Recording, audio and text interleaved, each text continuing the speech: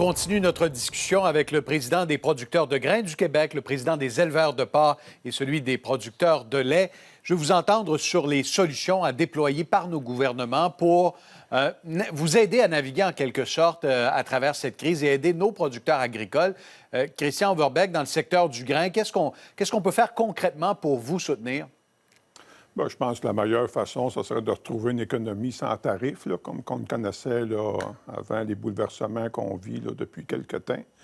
Et dès qu'on parle là, d'une barrière non tarifaire ou de tarifs là, monétaires sur nos produits, vous débalancez là, l'économie en tant que telle et les producteurs ne retrouvent pas leur repère.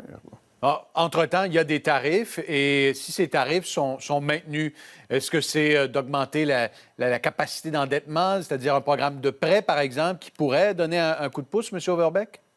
Bien, ça pourrait donner un coup de pouce à très, très court terme. Dans une vision à moyen long terme, un prêt ne peut pas suffire là, à une augmentation de sortie de liquidité de nos entreprises là, due à des tarifs qui augmentent là, le coût de nos intrants.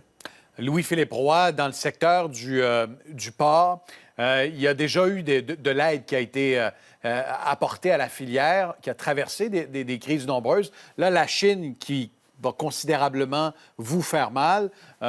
Qu'est-ce que vous attendez des gouvernements?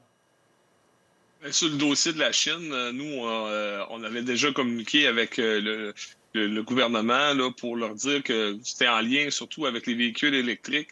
Dans le fond, ils pourraient avoir des représailles. Donc, on est là aujourd'hui. Donc, c'est sûr que nous, dans les prochaines semaines et même dans les prochains jours, on va rencontrer là, le fédéral pour leur exposer cette problématique-là. Vous savez, c'est pas la première fois que la Chine le fait, qu'il y ait des coupures ou des fermetures complètes au niveau du marché canadien. On l'a vu pendant la COVID, on l'a vu également en 2019. Ça a fait extrêmement mal à la filière porcine québécoise et canadienne. Et donc, il n'y avait pas eu d'aide à l'époque, donc c'est sûr qu'on s'en souvient très bien.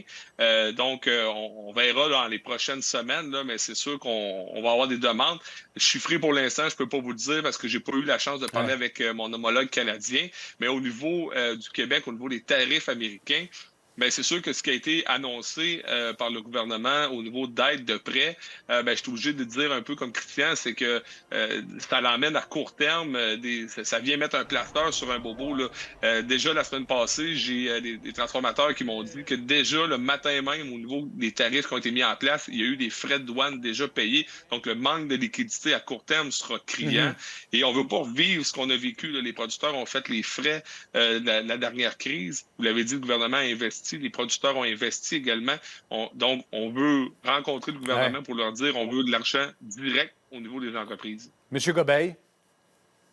Oui, bien pour nous, c'est clair que on est un système qui est stable, la gestion de l'offre, la stabilité. Fait que c'est clair que c'est de protéger le système de gestion de l'offre pour justement supporter les secteurs qui vont être touchés par les changements au marché d'exportation.